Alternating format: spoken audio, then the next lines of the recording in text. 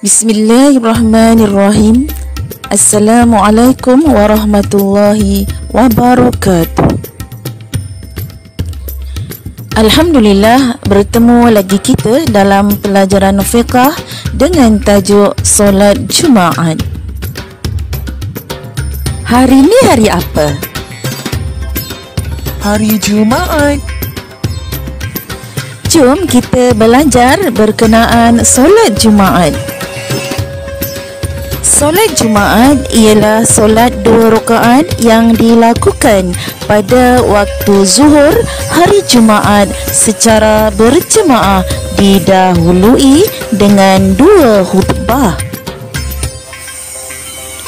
Dalil melakukan solat Jumaat terkandung di dalam Al-Quran di dalam suratul Jumu'ah ayat ke-9.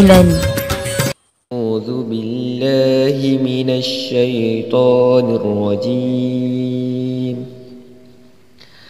Ya ayyuhalladzina amanu idza nudiya lis-salati min yaumil jumu'ati fas'au ila dzikrillahi wa dharul bai'.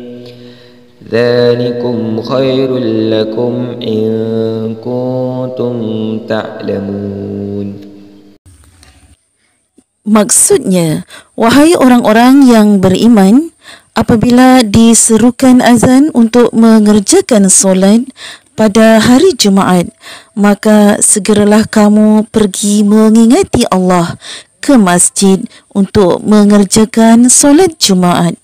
Dan tinggalkanlah berjual beli, yang demikian itu adalah lebih baik bagi kamu jika kamu mengetahui. Juga terkandung di dalam hadis sabda Rasulullah sallallahu alaihi wasallam yang diriwayatkan oleh Tariq bin Shihab, Al-Jumu'atu haqqu wajibun ala kulli muslimin fi jama'ah. Maksudnya, solat Jumaat adalah hak yang wajib ditunaikan oleh setiap muslim lelaki dengan berjemaah. Syarat wajib solat Jumaat: yang pertama, Islam; yang kedua, baligh; yang ketiga, berakal; yang keempat, merdeka; yang kelima, bermastautin; dan yang keenam, sihat tubuh badan. Manakala syarat sah solat Jumaat: yang pertama, didirikan pada waktu zuhur; yang kedua, didahului dengan 2 khutbah; yang ketiga, didirikan di tempat yang ditetapkan seperti masjid; yang keempat, didirikan dengan berjemaah sekurang-kurangnya 40 orang lelaki yang cukup syarat-syarat wajib solat Jumaat. Manakala rukun solat Jumaat ialah: yang pertama, niat. Usolli fardal Jum'ati raka'ataini ma'muman lillahi ta'ala. Sahaja aku solat fardu Jumaat 2 rakaat mengikut imam kerana Allah Ta'ala. Yang kedua, berdiri betul bagi yang mampu. Yang ketiga, takbiratul ihram. Yang keempat, membaca Al-Fatihah. Yang kelima, rukuk dan tama'ninah. Yang keenam, i'tidal dan tama'ninah. Yang ketujuh, sujud dan tama'ninah. Yang ke-8, duduk antara 2 sujud dan tama'ninah. Yang ke-9, duduk tahiyat akhir. Yang ke-10, membaca tahiyat akhir.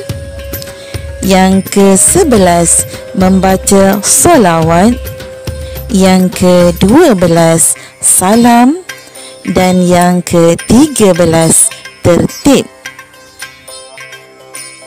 Apakah pula perkara-perkara sunat Jumaat? Kita disunatkan mandi sebelum pergi ke masjid. Pastikan membersih dan memotong kuku tangan dan kaki. Kemudian memakai wangi-wangian. Jangan lupa datang awal ke masjid. Apabila telah sampai ke masjid, masuk ke masjid dengan mendahulukan kaki kanan sambil membaca doa. Kemudian solat tahiyatul masjid sebelum duduk. Jangan lupa untuk berniat i'tikaf dan memperbanyakkan berzikir dan membaca Al-Quran.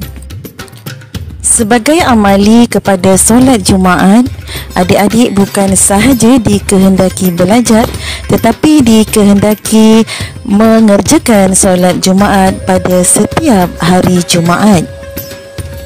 Kita teruskan lagi dengan mempelajari hikmah solat Jumaat.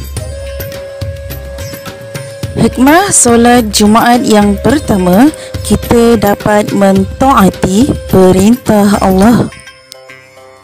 Dengan solat Jumaat juga dapat menghimpunkan orang Islam supaya mereka dapat berkenalan.